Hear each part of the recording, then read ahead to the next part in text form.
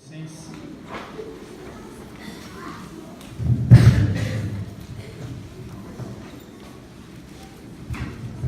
Primeira carta de Paulo aos Tessalonicenses. Nós vamos fazer a leitura de todo o primeiro capítulo. Muito embora hoje seja apenas uma leitura introdutória, nós não vamos desbravar o texto. Nossa intenção hoje é apenas fazermos uma introdução da primeira epístola para os irmãos, tratando dos fatores históricos, contextuais, para que a gente possa, a partir da próxima terça-feira, entrarmos de fato no estudo. 1 Tessalonicenses, capítulo 1, a partir do verso 1. Todos os irmãos encontraram? Amém. A Escritura Sagrada diz assim: Paulo e Silvano e Timóteo, a igreja dos Tessalonicenses, em Deus o Pai e no Senhor Jesus Cristo. Graça e paz tenhais de Deus, nosso Pai, e do Senhor Jesus Cristo. Sempre damos graças a Deus por vós todos, fazendo menção de vós em nossas orações, lembrando-nos sem cessar da obra da vossa fé, do trabalho da caridade e da paciência da esperança em nosso Senhor Jesus Cristo, diante de nosso Deus e Pai, sabendo, amados irmãos, que a vossa eleição é de Deus, porque o nosso Evangelho não foi a vós somente em palavras, mas também em poder, e no Espírito Santo, e em muita certeza, como bem sabeis quais fomos entre vós, por amor de vós. E vós fostes feitos nossos imitadores e do Senhor, recebendo a palavra em muita tribulação, com o gozo do Espírito Santo, de maneira que fostes exemplo para todos os fiéis na Macedônia e Acaia, porque por vós soou a palavra do Senhor, não somente na Macedônia e Acaia, mas também em todos os lugares a vossa fé para com Deus se espalhou, de tal maneira que já dela não temos necessidade de falar coisa alguma, porque eles mesmos anunciam de nós qual a entrada que tivemos para convosco, e como dos ídolos vos convertestes a Deus, para servir ao Deus vivo e verdadeiro, e esperar dos céus a seu Filho, a quem ressuscitou dos mortos, a saber, Jesus, que nos livra da ira futura. Amém, meus irmãos? Amém. Glória a Deus. Meus queridos, as duas epístolas aos Tessalonicenses, elas compõem uma das porções mais queridas do Novo Testamento. Quem aqui já leu a primeira e a segunda epístola aos Tessalonicenses? Levante a mão bem alto. E quem ainda não leu e vai ler para a próxima terça-feira, levanta a mão bem alto para a glória do nome de Jesus. Isso é bom e importante. Elas são muito queridas dos leitores cristãos por dois motivos. Em primeiro, pela brevidade. São duas cartas pequenas. 1 Tessalonicenses tem 5 capítulos, 2 aos Tessalonicenses tem 3. Então a brevidade já torna ela muito atrativa para os leitores cristãos. Além disso, ela trata de um dos assuntos mais queridos do povo cristão, do povo evangélico, que é a volta de Cristo, muito embora a volta de Cristo nas duas cartas seja apenas a cereja do bolo. Tem muito mais assunto que vocês vão observar, porque hoje eu vou trazer para os irmãos uma breve introdução dos principais assuntos que nós vamos encontrar na carta. Por que é importante para nós conhecermos esse texto bíblico e por que ele vai ser agora essa nova série de reflexões para a nossa congregação do Jardim Carlos Lourenço? Primeiro, porque analisada dentro de todo cuidado, todo contexto, você vai perceber que as duas cartas tratam com muita propriedade do que é ser a igreja de Jesus. Quantos aqui já são a igreja de Jesus? Glorifica o nome dele nessa noite. Já somos. Ele nos fez seu povo, um povo peculiar, um povo zeloso, um povo de boas obras. E nós vamos observar no cuidado pastoral que Paulo tem com os crentes de Tessalônica, sendo ele o fundador e o plantador dessa igreja, os cuidados que nós precisamos ter para sermos uma igreja genuína, uma igreja que glorifica a Deus, uma igreja que é frutífera nos trabalhos do reino do céu. Nós vamos observar, por exemplo, aqui, alguns assuntos bastante atuais. Eu vou perguntar para os irmãos se não desperta para você a curiosidade dos assuntos que eu vou trazer aqui. Primeiro, quantos dos senhores gostariam de conhecer, biblicamente, as evidências de uma genuína conversão? Em outras palavras, tem como a gente saber se eu sou salvo ou não? Quantos gostariam de aprender sobre isso? Tessalonicenses nos mostra as evidências de uma genuína conversão. Segundo assunto interessante, quantos aqui gostariam de saber como que a igreja deve se portar diante das tribulações, diante das lutas cotidianas? Quantos aqui gostariam de aprender sobre isso? 1 Tessalonicenses trata disso. Mais um assunto, a santificação. Ela é uma experiência opcional ou é uma experiência requerida dos cristãos? Quantos querem aprender sobre isso?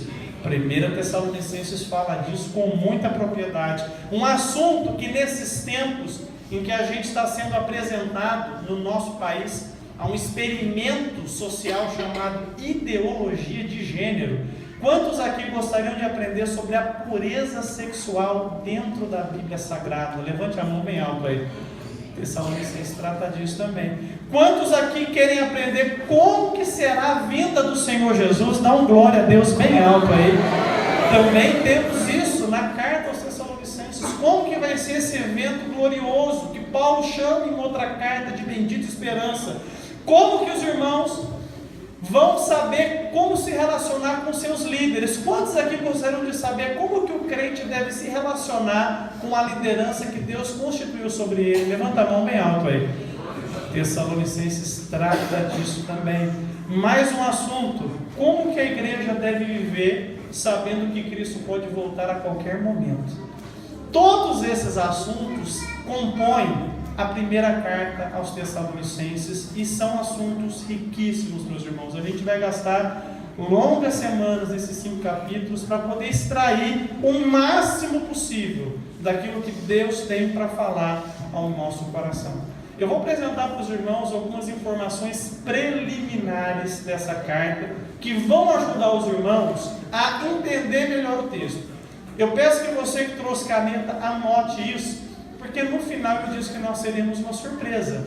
E a surpresa, obviamente, vai ser um desafio bíblico. Então anote que a irmã Hélida comprou 4 presentes para serem distribuídos hoje depois do culto.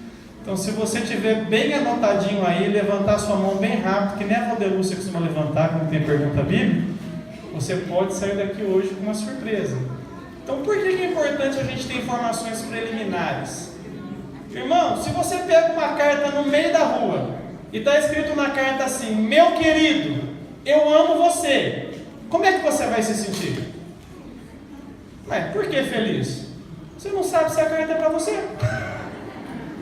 Agora, tem uns crentes que estão numa sofrência para casar, não é? Não é fácil não, a gente dá uma saudação assim: ô meu querido, tudo bem? Ele já fala: aceito. Não é? Mas você está pegando uma carta aqui e você vai ler uma carta que não foi endereçada a você. Então essa carta, ela tem algumas informações que são diretamente aplicáveis a você e outras que refletem somente assuntos daquele tempo para aquela igreja. Então conhecer algumas informações preliminares ajuda muito a gente a entender o que da Bíblia, dessa carta, para nós é descritivo, apenas descreve a realidade que Tessalônica viveu, e o que é prescritivo, vale para os crentes de todas as épocas. Então a primeira informação preliminar que você tem que saber é sobre a autoria da carta. Quem foi que escreveu essa carta? Abra sua Bíblia em 1 Tessalonicenses, capítulo 1, e o verso de número 1. Algum irmão leia para a gente com voz de profeta em alto e bom som.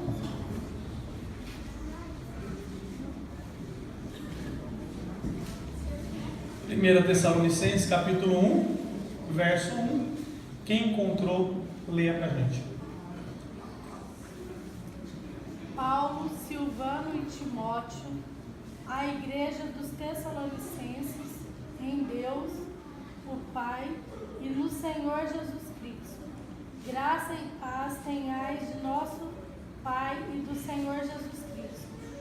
Sempre damos graças a Deus por vós todos, fazendo menção de vós em nossas orações. Amém. Só até aí. Então, quem é o autor dessa carta, meus irmãos?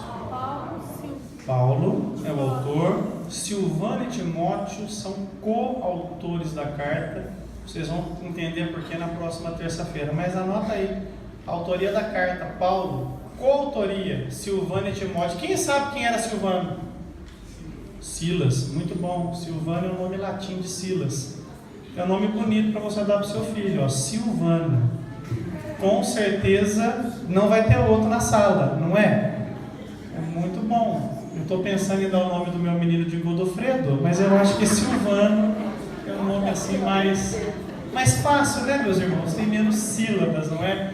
Então a autoria da epístola é Paulo, a coautoria Silvano e Timóteo. Quando que essa carta aqui foi escrita? Provavelmente, meus irmãos, ela foi escrita entre o ano 50 e 52 depois de Cristo.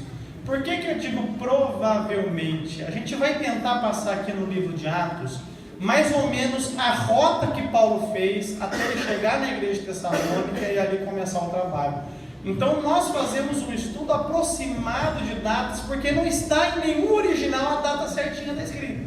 Então o trabalho do exegeta é tentar chegar o mais próximo possível do tempo, para que a gente possa até entender o contexto histórico que isso aconteceu. Mas a maior parte dos estudantes da Bíblia citou essa carta entre 50 e 52 depois de Cristo. O que isso significa? Primeiro, é uma das primeiras epístolas do Novo Testamento. Provavelmente só a epístola de Tiago é mais antiga que essa. É provavelmente a carta mais antiga de Paulo, a primeira que ele escreveu. E observa que essa carta aqui, ela foi escrita apenas 2 décadas provavelmente depois que Jesus Cristo voltou ao céu, após ressuscitar dentre os mortos. Então essa igreja era uma igreja novinha, era uma igreja que foi ali constituída na primeira geração de cristãos. Por isso vocês vão perceber que muitos assuntos doutrinários eles não entendiam bem, porque eles eram o primeiro grupo de cristãos, provavelmente. Essa igreja aqui foi fundada por Paulo e a carta chegou rapidinho para eles. Então uma igreja novinha, sem muita instrução, por isso ela teve alguns problemas sérios. Amém, meus irmãos?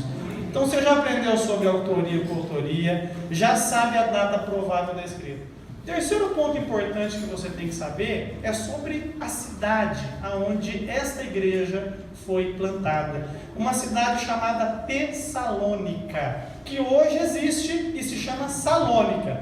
Essa cidade está na Grécia, anota aí. Tessalônica é uma cidade grega. Por que é importante eu saber isso? Primeiro, porque era uma cidade muito importante no mundo antigo. Ela era uma das 4 capitais do Império Romano. Sabe quanta gente morava em Tessalônica, meus irmãos, quando a igreja foi plantada? Aproximadamente 200 mil habitantes. Irmãos, é muita gente para uma cidade do mundo antigo. Hoje a gente fala de Campinas com 1 milhão de habitantes, a gente faz, mas nesse tempo aqui, uma única cidade ter 200 mil pessoas, é comparado com o tamanho de São Paulo, se a gente for pensar em proporcionalidade. Então era uma cidade que tinha muita gente. Você sabe, você que leu as cartas, que alguns irmãos pararam de trabalhar porque acreditavam que Jesus ia voltar rapidinho, irmãos e Maria, não queriam trabalhar. Então não estavam trabalhando por falta de trabalho, porque a cidade era grande, era uma cidade comercial, era uma rota, meus irmãos, comercial importantíssima. A estrada mais importante do Império Romano passava pela cidade. O fluxo de pessoas era enorme, gente entrando, gente saindo, e foi nesse cenário aqui que Paulo levou o Evangelho, anunciando uma salvação que poderia transformar tanto judeus como gentios, e ali nasceu uma das igrejas mais poderosas do mundo antigo. Então você percebe o poder que o Evangelho tem de transformar pessoas de todas as classes sociais. Aqui era uma cidade rica, mas a igreja conseguiu ali nascer e fazer um grande trabalho. Então não importa se você é rico ou se você é pobre, se você é negro ou se você é branco, se você é bonito ou se você é feio, o Evangelho é o poder de Deus para salvar qualquer pessoa que nele crê. Então nós precisamos entender que esse cenário aqui de prosperidade vai nos dar um norte para entendermos a carta, mas também vai nos mostrar que quando o Evangelho é pregado no poder do Espírito Santo, não tem coração que resista. Nós não podemos criar filtros para pregar o Evangelho. Não, o Levi é muito rico, ele não vai aceitar. Não, Natalina é mais pobrezinho, pode ser que ele aceite. Nada disso. Quando Deus quer chamar amar o pecador. Ninguém impede Deus de fazer a sua obra. Quando Deus emite a sua voz de graça e chama, operando Ele, ninguém impede. E os pecadores se arrependem para a glória do nome de Jesus Cristo. Então, esse cenário nos encoraja a pregar com ousadia. Não importa a plateia, quem vai fazer a obra é o Espírito Santo de Deus que mora em nós. Outro ponto interessantíssimo que nós vemos aqui é a rota. Como foi a plantação dessa igreja? Os irmãos talvez nunca tenham atentado para isso, talvez só irmãos que já tenham o hábito de fazer o estudo regular e sistemático da Bíblia, mas quase todas as cartas do Novo Testamento têm a história dessa igreja narrada no livro de Atos dos Apóstolos. E nós vamos observar que está muito bem descrito para a gente em Atos como que a igreja dos Tessalonicenses nasceu. Então os irmãos se recordam que um dos pontos mais bonitos de Atos dos Apóstolos, que inspira muitos dos nossos hinos, é quando Paulo e Silas estão lá na prisão. Quem já leu essa passagem bíblica, dá um glória a Deus bem alto aí. A gente não fica encorajado com aquilo. A gente até fala que o louvor quebra cadeias, mas não é louvor, é oração, porque Paulo e Silas oravam e cantavam hinos a Deus, oração que fez aquele movimento todo. Então a gente percebe ali um momento que foi um ápice no ministério dos dois. Só que imediatamente após saírem ali de Filipos, que foi a cidade onde isso aconteceu, em Atos 16, eles partem para Tessalônica para uma nova missão, para um outro trabalho. Aqui eu já tenho algo para falar para você. Você pode estar sendo moído aqui hoje, pode estar passando um período apertadinho, você pode estar num cárcere aí, e você pensa, agora que Deus vai aliviar a minha vida, vai vir a vitória. Não, Paulo sai do cárcere para arrumar outro problema lá em Tessalônica. Deus tira você de uma prova, coloca você em outra prova, e de prova em prova, Ele vai construindo a história dele na sua vida. Então a gente vai ter trabalho sempre. Você pode glorificar o nome de Jesus por isso? O crente vai andar de prova em prova, de luta em luta, mas ele vai colecionando vitória. Paulo podia olhar para Filipos e falar, o cárcere se abriu. Ele podia olhar para Tessalônica e falar, o rico se converteu. E eu e você, o que podemos falar hoje?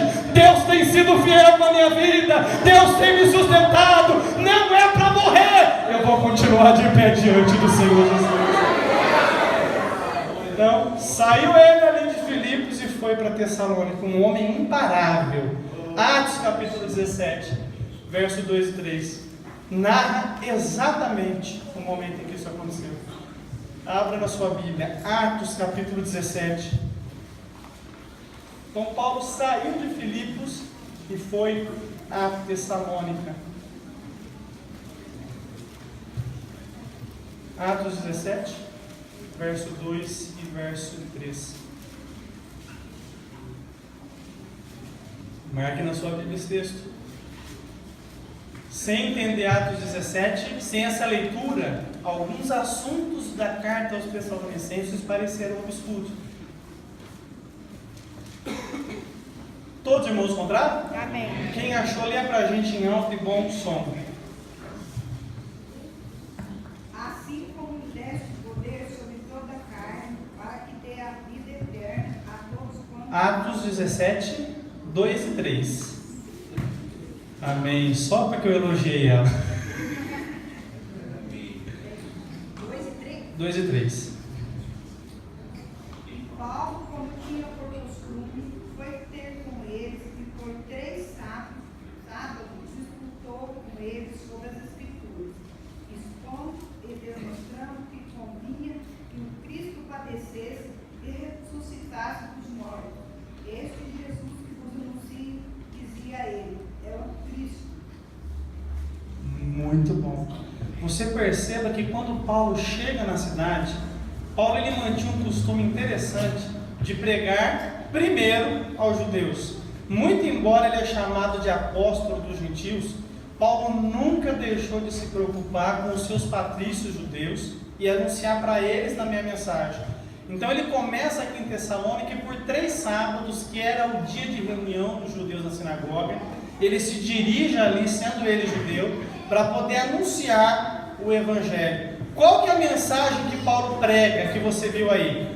A mensagem de Paulo consistia em 2 afirmações. nós pregadores do Evangelho que estamos aqui, aprendamos com Paulo como pregar. O que deve constar na nossa mensagem? A primeira coisa: Jesus Cristo é o Messias, Jesus Cristo é o Salvador, Ele é a porta do céu, é por Ele que pecadores podem se aproximar de Deus e receber salvação. Ele é o Salvador, Ele não é um gênio da lâmpada, Ele não é um camarada de autoajuda, Ele é aquele que nos livra dos nossos pecados e nos reconcilia com Deus. Ele é o Messias. E o segundo ponto da mensagem de Paulo: Ele ressuscitou dentre os mortos. A fé que eu anuncio para vocês é uma fé que vence a morte, de um Salvador que venceu a morte, venceu o mal, venceu a injustiça, venceu os homens, venceu tudo, ressuscitou pelo poder de Deus, está vivo, e porque Ele está vivo, Ele pode salvar aqueles que confiam nele. Então essa era a mensagem. Então você veja que Paulo chega em Tessalônica, dirige-se ali, e por 3 semanas ele prega o Evangelho aos judeus. O resultado disso foi extraordinário. Leia o versículo de número 4 de Atos 17.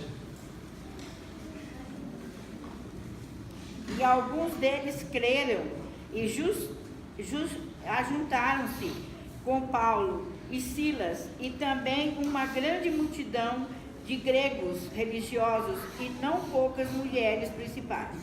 Então perceba qual foi o resultado dessa primeira incursão de Paulo. Alguns judeus creram. Veja que a Bíblia fala a respeito de judeus que foram quantos, irmãos?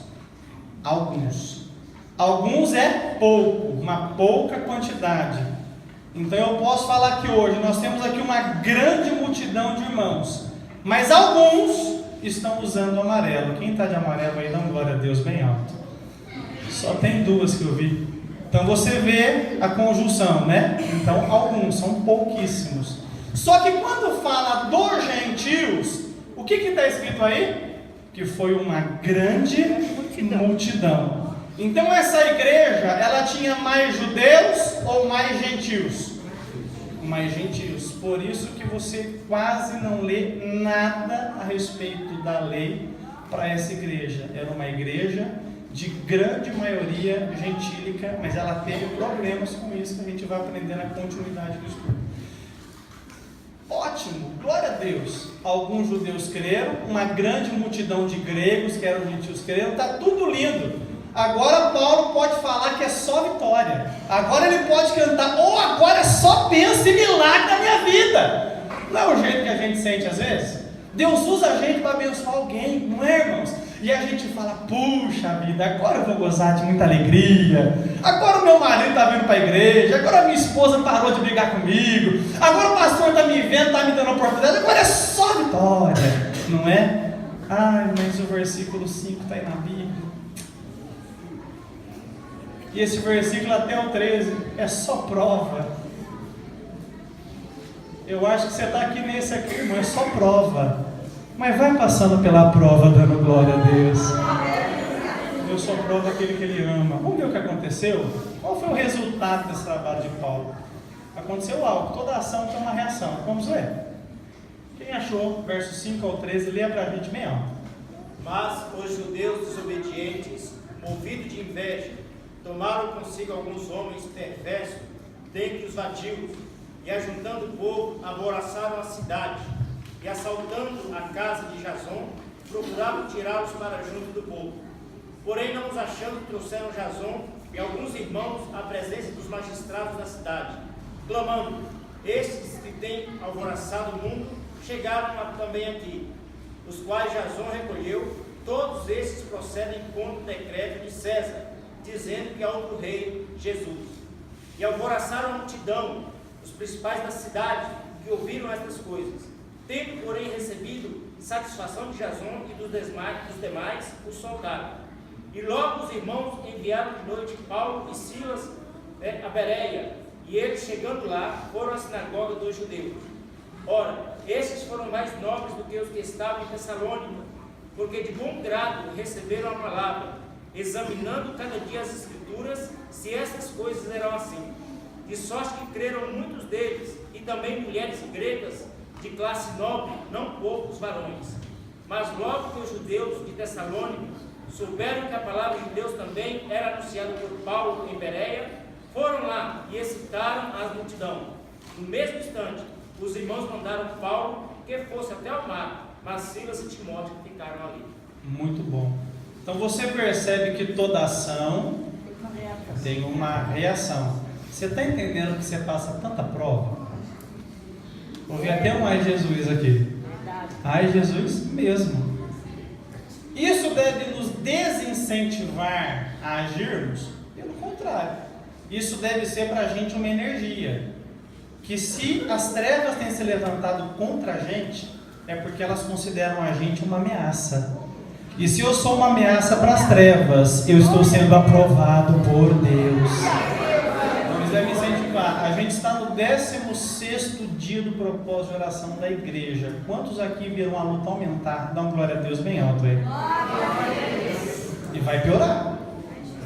Vai piorar. Enquanto Deus vai enchendo você do Espírito, o adversário vai tentando roubar a sua motivação e a sua alegria. Mas se você vencer essas acusações, esses levantes, o seu caráter vai sendo cada vez mais aprimorado. Você percebe que seu coração está sensível agora? Antes, irmão, o pregador podia suar aqui que você estava aí.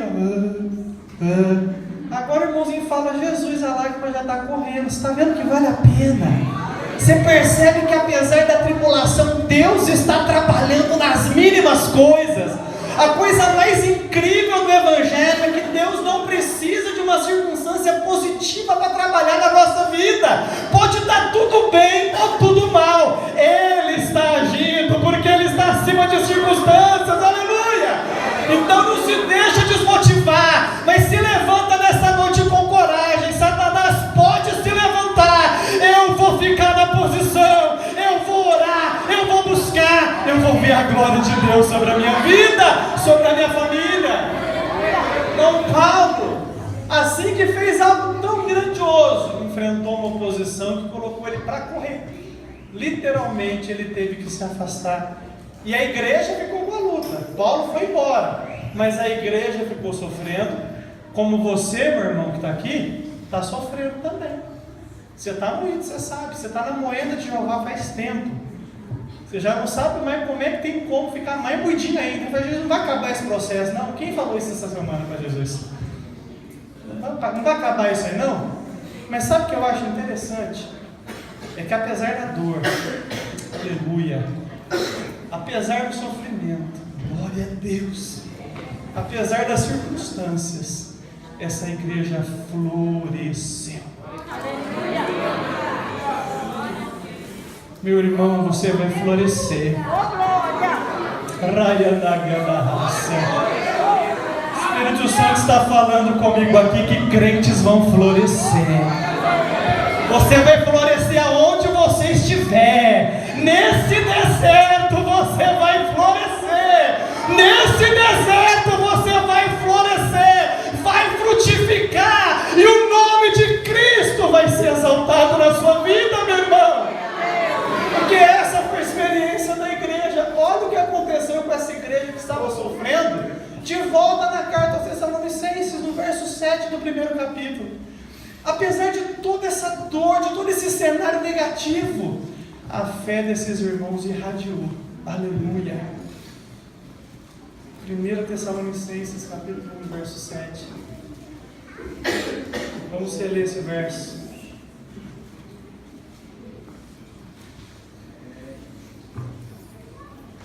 Todos os irmãos encontraram? Amém. Quem achou, lê para a gente em alto e bom som.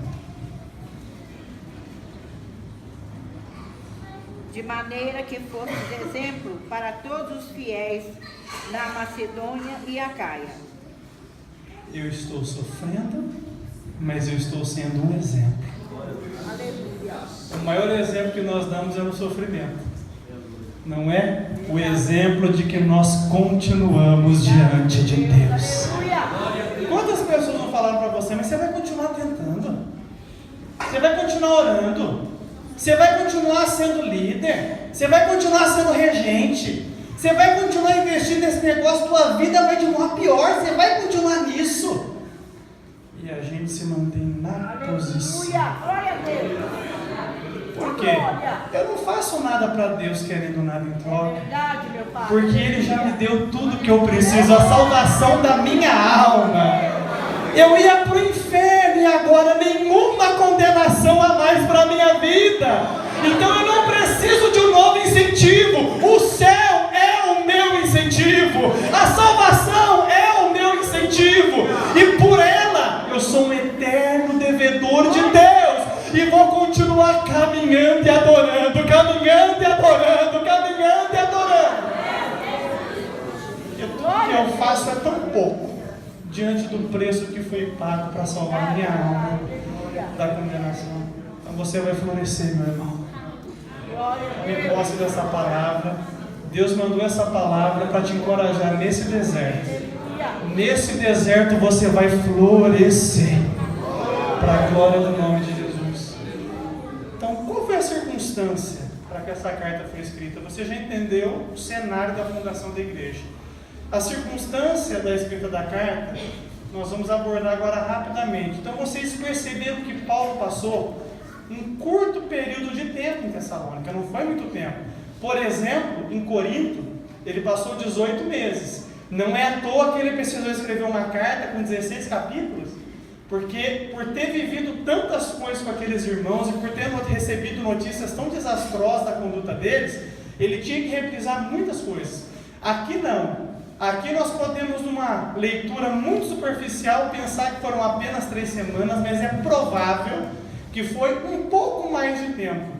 Então foi um tempo curto para se formar discípulos. Então, quando Paulo sai, ele deixa a igreja numa situação em que a sua instrução não está completa. Por isso ele fica com o coração apertado. Você vai perceber em 1 Tessalonicenses, meus irmãos, em Atos capítulo 17, verso 10, a gente vai só reler esse texto, que assim que Paulo sai de Tessalônica, ele parte para Bereia, ali ele continua pregando, ali continua havendo conversões. Então abra na sua Bíblia, Atos capítulo 17, verso 10. Quem encontrou, lia para a gente em alto e bom som. Logo os irmãos enviaram de noite Paulo e Silas a Bereia, e eles, chegando lá, foram à sinagoga dos judeus. Muito bom. Então Paulo sai de Tessalônica fugindo, vai para Bereia. De Bereia, ele tenta voltar para Tessalônica, mas ele não consegue. A Escritura fala que ele tentou voltar para a cidade 2 vezes, mas não conseguiu. Abra sua Bíblia, por favor, em 1 aos Tessalonicenses 2, e verso de número 18. Então você veja que esse camarada ele era obstinado.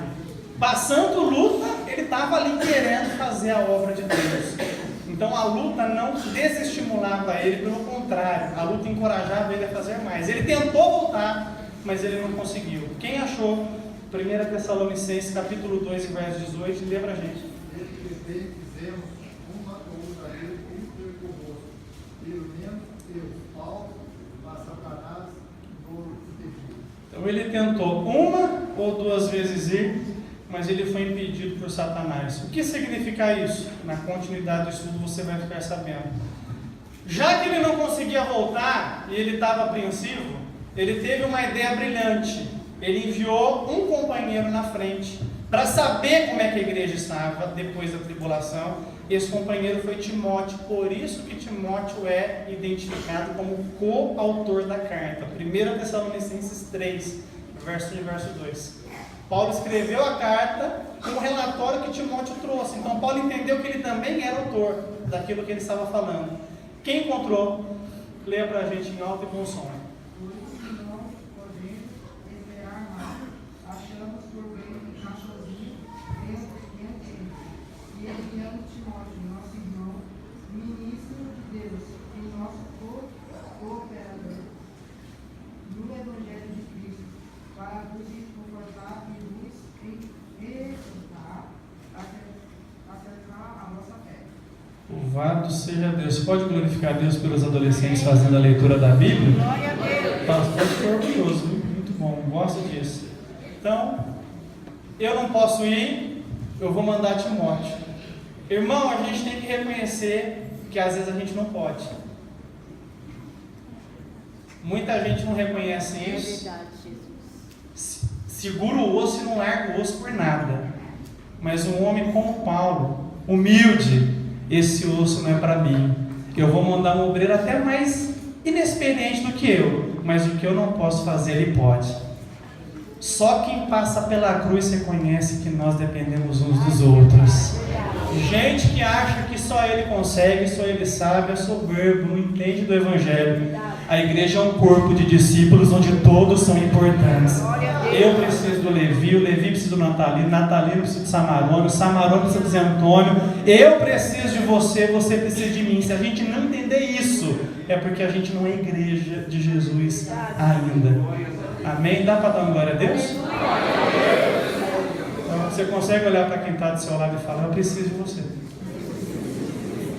Fale para ele: a minha fé só é completa com você. Eu preciso de você. Ai, é forte, né? Né? Aleluia. Não é? Então desce um pouquinho. Desce que eu preciso de você, você precisa de mim. Você não é autossuficiente.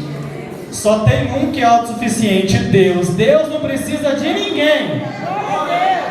Mas eu preciso de todos vocês. E isso não me humilha, isso me dignifica. Porque precisa ter caráter e maturidade para reconhecer que não somos suficientes. Amém, meus irmãos? Louvado seja Deus. Com o retorno de Timóteo, Paulo viaja para Corinto.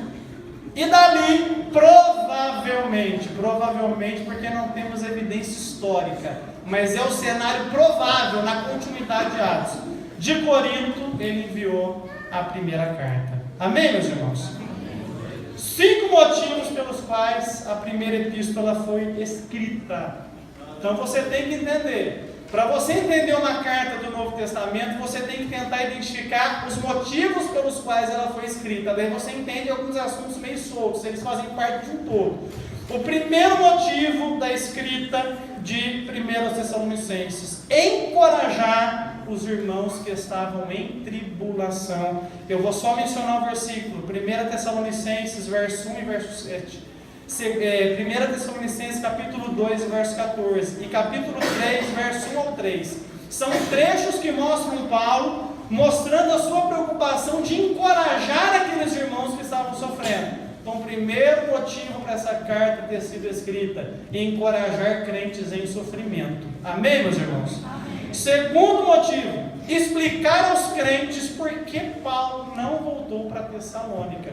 Você imagina só, se de repente eu sair de férias, só aviso os meus companheiros aqui, ó, estou viajando e não aviso vocês. Aí você chega na terça, eu não estou aqui. Você chega na quinta, eu não estou aqui. No domingo, eu não estou aqui. Você fala: mas cadê o pastor? O pastor abandonou a gente, agora não tem pastor mais? Esquecem que vocês são co-pastores, mas está abandonado aqui? Então ele queria dar uma satisfação. Irmãos, obreiro da satisfação.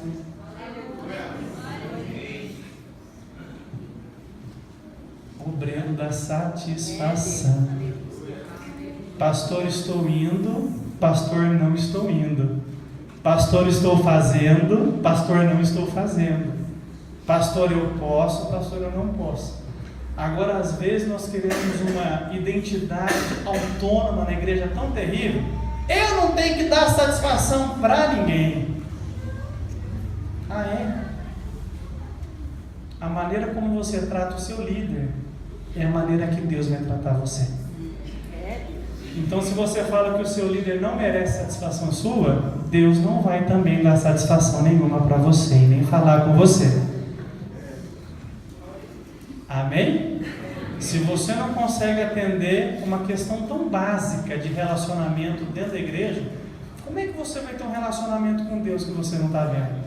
Então, se o horizontal não está bom, o vertical não funciona.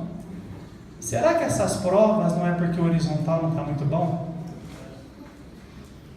Já parou para pensar nisso? Às vezes não é o diabo que está tentando você. Às vezes você se relaciona tão mal com os membros da igreja que você faz parte, com os líderes que você tem, Porque Deus acaba precisando permitir uma série de ações disciplinares para ver se você desperta e acorda. Mas uma coisa eu falo para você: se você se relacionar bem com o seu irmão, com o seu líder, com o seu pastor, você está de bem com o teu Deus também. Cuidado com o que você fala. Deus escuta tudo. E Deus não tem um culpado por inocente. Amém, meus irmãos? Lembra aquela musiquinha que as crianças cantam? Cuidado, boquinha com que fala. Os crentes grandes tinham que cantar isso também. Porque tem crente que fala tanta coisa. Mas fala, irmão, mas tem a boca que é uma metralhadora para falar. Mas essa escritura que você diz que você conhece tanto, né, que você é tão crente, né, diz que você vai prestar conta de cada palavra frívola que você diz. Não tem uma vírgula que vai passar desapercebida no grande dia do Senhor. Então a gente deve humildemente falar: Espírito Santo, põe um freio aqui, porque eu quero glorificar o teu nome até quando eu falar. Aleluia. Mais um motivo: incentivar os irmãos à santificação. 1 Tessalonicenses capítulo 4. Paulo tinha essa preocupação. Verso 4, capítulo 4, verso 3. Anota aí que nós não vamos ler, que o tempo já foi. Então Paulo percebeu que os crentes eles estavam querendo viver como gentios que não conheciam a Deus. Então, peraí, vamos normatizar umas coisas que eu acho que nessa aula vocês faltaram. Eu vou explicar de novo como é que funciona. Então esse foi o terceiro motivo. O quarto motivo pelo qual a carta foi escrita: orientar a igreja a respeito da volta de Jesus Cristo. Então a igreja precisava estar atenta a respeito desse evento glorioso que é a base da nossa esperança. Nós estamos nesse momento, nessa presente era, vivendo uma vida para a glória de Deus, enquanto aguardamos que do céu se manifeste o nosso Cristo glorioso, que voltará para nos buscar. Amém, meus irmãos? Por fim, encorajar a igreja para que tivesse uma vida em comunidade, de modo santo, alegre e espiritual. Praticamente todo o capítulo 5 da carta trata desse tema. Então, orientar os crentes que eles devem respeitar as suas lideranças, orientar os crentes que eles devem trabalhar, orientar os crentes que eles devem ser agradecidos, orientar os crentes que eles devem realmente ali não apagar o Espírito, viver nessa dimensão gloriosa do Espírito, orando sem cessar. Então, Paulo queria que a igreja fosse igreja, então ele deixa essas orientações. Amém, meus irmãos? Amém. Então esse é o cenário da primeira carta aos Tessalonicenses, e a partir agora da próxima terça-feira, nós vamos então entrar direto no texto, e a gente vai tratar de alguns temas que são vitais para a construção daquilo que Deus quer fazer em nosso meio, aqui nessa congregação do Jardim Carlos de Lourenço. Deus tem uma palavra para nós, meus irmãos. Eu tenho certeza que se nós mergulharmos no que a Bíblia diz, nós vamos viver dias intensos de glória, de alegria, de avivamento, de comunhão. Fique de pé em nome de Jesus.